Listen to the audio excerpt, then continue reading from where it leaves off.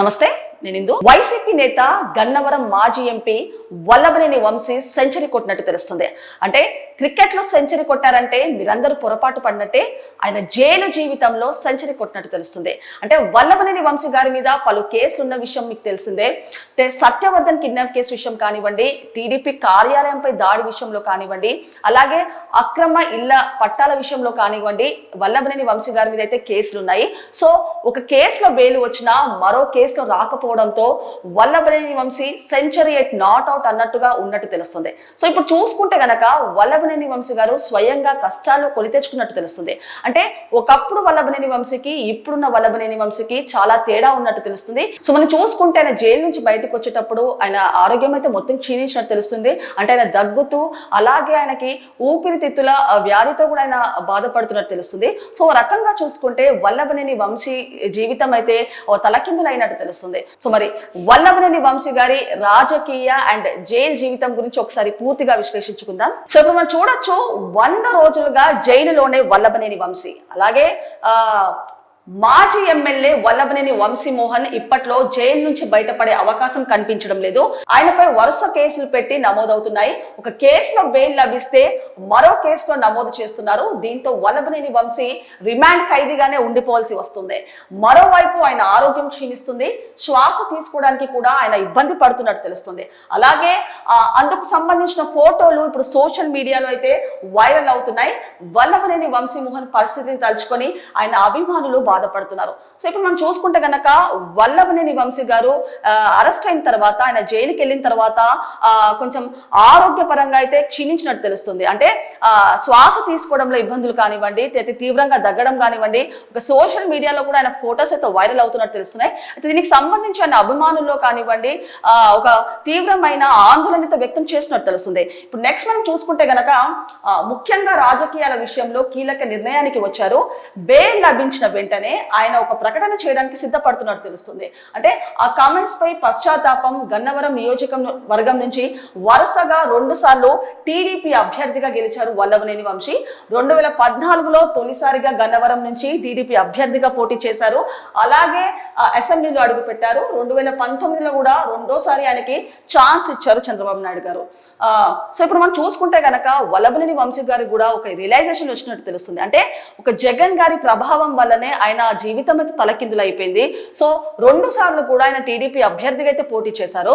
So 2 సార్లు కూడా గెలిచారు. కాకపోతే 2 సార్లు అభ్యర్థిగా పోటీ చేసిన తర్వాత కూడా ఆయన టీడీపీ నుంచి వైసీపీలోకి మారినట్టు తెలుస్తుంది. సో దీనికి సంబంధించి 2 సార్లు కూడా, అంటే 2014లో ఆయన గెలిచారు, 2019లో కూడా చంద్రబాబు నాయుడు గారు ఆయనకు మరోసారి కూడా అవకాశం ఇచ్చినట్టు తెలుస్తుంది. అయితే తర్వాత చూసుకున్నాక అయితే గెలిచిన కొద్ది రోజులకే ఆయన వైఎస్ఆర్ కాంగ్రెస్ పార్టీలో ఫిరాయించారు.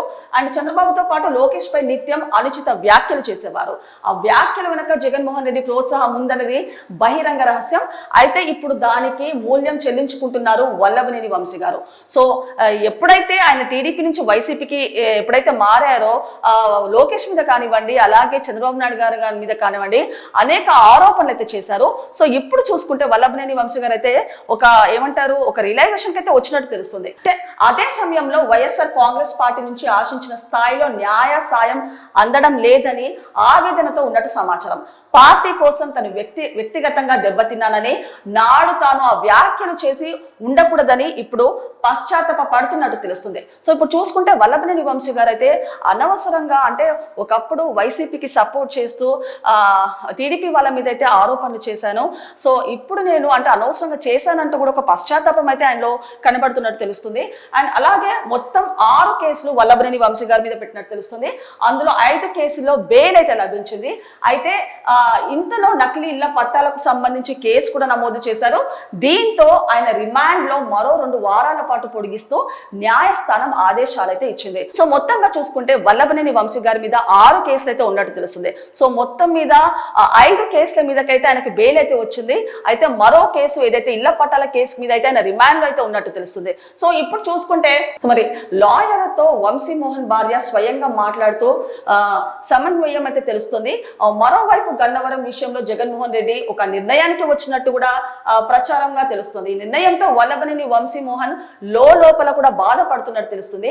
అందుకే బెయిల్ పై విడుదలైన వెంటనే ఒక ప్రకటన జారీ చేయాలని వంశీ గారు అయితే నిర్ణయించుకున్నట్టు సమాచారం. అంటే ఎప్పుడైతే తను అరెస్ట్ అయ్యారో ఆయన ఆరోగ్యం కానివ్వండి టోటల్ గా క్షీణించింది. సో దానికి సంబంధించి వల్లభనేని వంశీ గారి భార్య కూడా చికిత్స నిమిత్తం అయితే ఆవిడ ఒక రిక్వెస్ట్ కూడా పెట్టినట్టు తెలుస్తుంది. సో దీనికి సంబంధించి జగన్ మోహన్ రెడ్డి గారి వల్లనే ఆయన జీవితం తలకిందులైన ఒక రియలైజేషన్ వలన ఆయన ఒక ప్రకటన కూడా బయటికి వచ్చి చేద్దామంటూ కూడా ఆయన అనుకుంటున్నట్టు తెలుస్తుంది. సో మరి ఈ నేపథ్యంలో చూసుకుంటే అందుకే బెయిల్ పై విడుదలైన వెంటనే ఒక ప్రకటన జారీ చేయాలని వంశీ నిర్ణయించుకున్నట్టు సమాచారం. 2 సార్లు తెలుగుదేశం పార్టీ గుర్తుపై గెలిచారు వల్లభనేని వంశీ మోహన్. వైఎస్ఆర్ కాంగ్రెస్ పార్టీలో చేరి తన ప్రభావాన్ని కోల్పోయారు. తన ఈ పరిస్థితికి జగన్మోహన్ రెడ్డి తీరు కారణమని వల్లభనేని వంశీ ఆరోపించే అవకాశం కనిపిస్తుంది. మొత్తానికైతే వల్లభనేని వంశీ మోహన్ లో రియలైజేషన్ కనిపిస్తుంది. తీవ్ర నిర్ణయం దిశగా ఆయన ఆలోచన చేస్తున్నట్టు ప్రచారం సాగుతుంది. మరి అందులో ఎంత వాస్తవం ఉందో చూడాలి. సో మరి అంటే మొత్తంగా చూసుకుంటే అంటే ఒకవేళ వల్లభనేని వంశీ గారికి అయితే బెయిల్ వస్తే బయటికి వచ్చిన తర్వాత ఆయన ఒక ప్రకటన చేద్దామన్నట్టు కూడా ఆయన రెడీ అయ్యారన్నట్టు తెలుస్తుంది. అంటే ఏదైతే తనకు తానే వల్లభనేని వంశీ గారు స్వయంగా కష్టాలు కొని తెచ్చుకున్నారని దీనికి సంబంధించి వైసీపీ దగ్గర నుంచి కూడా ఆయనకు ఎలాంటి సపోర్ట్ అయితే రాలేదని అండ్ దీనికి సంబంధించి ఒక ప్రకటన కూడా ఆయన చేయాలంటూ కూడా గట్టిగా నిర్ణయించుకున్నట్టు తెలుస్తుంది. అంటే ఒక విధంగా చూసుకుంటే వల్లభనేని వంశీ గారు 2 సార్లు కూడా టీడీపీ అభ్యర్థిగా అయితే గెలిచారు. అలాగే చంద్రబాబు నాయుడు గారు కూడా ఆయనకి ఇంకోసారి అవకాశం ఇచ్చారు. అలాంటిది వల్లభనేని వంశీ గారు పార్టీ మారి అలాగే 2 సార్లు ఆయన గెలిచిన తర్వాత వైసీపీలోకి మారి టీడీపీ కార్యకర్తలైన లోకేష్ గారికి కానివ్వండి లేకపోతే చంద్రబాబు నాయుడు గారి మీద ఆరోపణలు చేయడం ఆయన ఒక ఆందోళన చెందుతున్నట్టు తెలుస్తుంది. అంటే ఒకప్పుడు అనవసరంగా వైసీపీకి సపోర్ట్ చేస్తూ వీళ్ళ మీద అనవసరంగా ఆరోపణలు చేశాను. సో దీనికి సంబంధించి ఆయన ఇప్పుడు కూడా ఒక పశ్చాత్తాప పడుతూ ఒక రియలైజేషన్ కూడా వచ్చినట్టు తెలుస్తుంది. ఒకవేళ వల్లభనేని వంశీ గారికి బెయిల్ వస్తే ఆయన ఈ మాటని కూడా ఒక ప్రకటన అంటే కేవలం జగన్మోహన్ రెడ్డి గారి వల్లనే ఇలాంటివి నేను చేశానంటూ ఒక ప్రకటన కూడా చేయాలనుకుంటున్నారు అన్నట్టు తెలుస్తుంది. సో ఈ నేపథ్యంలో మరి రానున్న రోజుల్లో వల్లభనేని వంశీ గారికి బెయిల్ వస్తుందా రాదా అనేది వేచి చూడాల్సిందే.